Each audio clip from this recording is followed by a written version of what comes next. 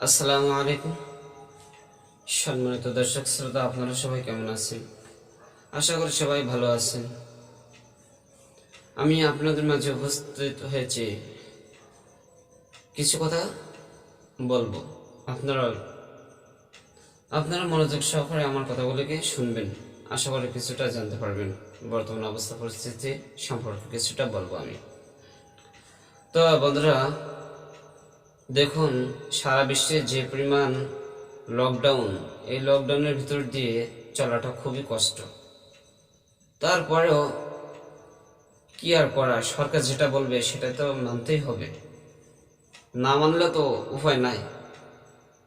যদি তুমি না মানো তাহলে জেলখানে যাও, যদি তুমি না মানো তাহলে অন্য কোনো ব্যবস্থা হবে, শাস্তি হবে।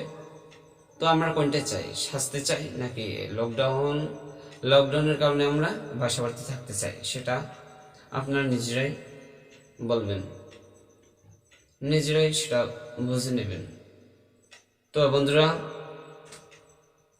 যে কথাটি বলতে চাইছি সেটা হলো, আপনারা নিশ্চয়ই অনেক উলামায়ে কেরামদের জবান থেকে আপনারা এই কথাটি শুনে আসছেন যে, হে ইহুদিদের দালাল, হে মুসলমানদের উপরে নির্যাতনকারীগণ, তোমরা শুনে রাখো, সামনে এমন দিন আসছে তোমরা এই দেশ থেকে পালানোর সুযোগ পাবে না। সামনে এমন দিন আসতেছে তোমরা পালাবার রাস্তাও খুঁজে পাবে না। তো বন্ধুরা দেখুন, সেই আলেমুল আমাদের কথাগুলিকে আজ সত্যি হয়ে গেছে। সেই দিন, এই দিন, যে দিনের কথা আলেমুল আমরা বলেছিল, আর আজ সেই দিন। দেখুন, করোনা ভাইরাসের কারণে কেউ বাসা বাড়ি থেকে বাইরে হইতে পারতেছে না, সরকারের ঘোষণা। তারপর দেখুন, এই করোনা ভাইরাসের কারণে তারা মৃত্যুবরণ করতেছে আল্লাহর হুকুমে।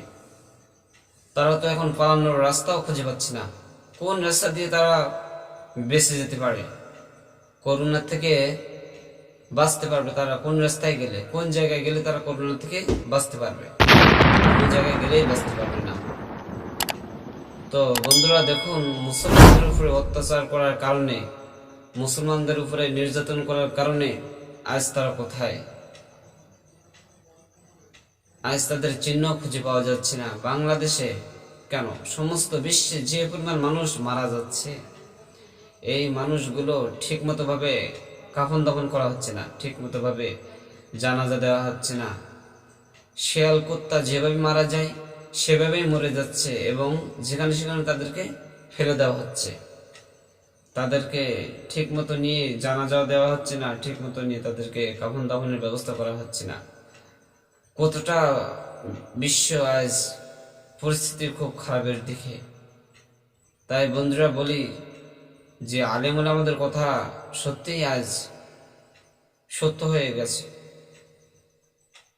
এই জন্য আপনাদের কাছে আমার একটা দাবি থাকবে যে, আপনারা কখনো মুসলমানদের উপরে অত্যাচার করবেন না। আপনারা কখনো আলেমুল আমাদেরকে কষ্ট দিবেন না, তাদেরকে শ্রদ্ধা করবেন না। আলেম উলামারা যদি না থাকতো তাহলে আপনার বিবাহ কে পড়াইতো? আলেম উলামারা যদি না থাকতো তাহলে আপনার আব্বা আম্মা মারা গেলে তাদের জানাজা কে দিত? গ্রামের মোড়ল মাতব্বার সে তো দিতে পারতো না, সে তো হাদিস কোরআন পড়তে পারে না, সে কিভাবে দিবে? এই জন্য বন্ধুরা বলি যে, আপনারা আলেম উলামাদেরকে কষ্ট দিবেন না, তাদেরকে ভালোবাসুন, তাদেরকে শ্রদ্ধা করুন। আলেম উলামারা যতই খারাপ থাকুক, মানুষ মানুষ বলতেই ভুল করে। একটা মানুষ, সে কিন্তু ফেরেশতা না। সে হুজুর হোক আর আম পাবলিক হোক, তার ভিতরে ভুল থাকতেই পারে, সে খারাপ কাজের সঙ্গে জড়িত হতেই পারে। তাই বলে তাকে মারধর করা অথবা তাকে সেই আলেম উলামার বিরুদ্ধে খারাপ কথা বলা, সেই আলেমের পক্ষে এমন কথা বলা যে আলেমটা খুবই কষ্ট পায়। এই জন্য বন্ধুরা বলি, আপনারা কখনো মুসলমানদের উপরে অত্যাচার করবেন না, মুসলমানদের উপরে জুলুম করবেন না, এবং আলেম উলামাদেরকে কষ্ট দিবেন না। এটাই আমার দাবি থাকবে। তো বন্ধুরা, আসল যে কথাটি বলতে চেয়েছি সেটা হলো,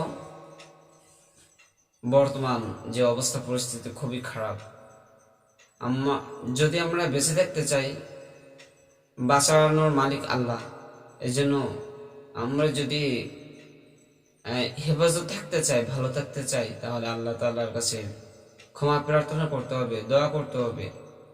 নিশ্চয়ই আল্লাহ তাআলা আমাদের উপরে অসন্তুষ্ট হয়েছেন, এই জন্য আজ আমাদের উপরে গজব নাযিল করেছেন। এই জন্য আল্লাহ তাআলাকে রাজি খুশি করতে হবে, বেশি বেশি করে নফল নামাজ পড়তে হবে, আল্লাহ তাআলার কাছে দোয়া করতে হবে। সামনে রমজান মাস আসতেছে, দোয়া মাগফিরাত করতে হবে, আল্লাহ তাআলার কাছে রোজা রাখতে হবে। এই রোজার মাস আসতেছে এই করোনা ভাইরাসের মধ্য দিয়ে, কিন্তু দেখা যাবে অনেক মানুষ রোজা রাখবে না, অনেক মানুষ নামাজ কালাম পড়তেছে না, এখনো পড়তেছে না, রমজান মাস আসলে পড়বে না, অনেক মানুষ আছে।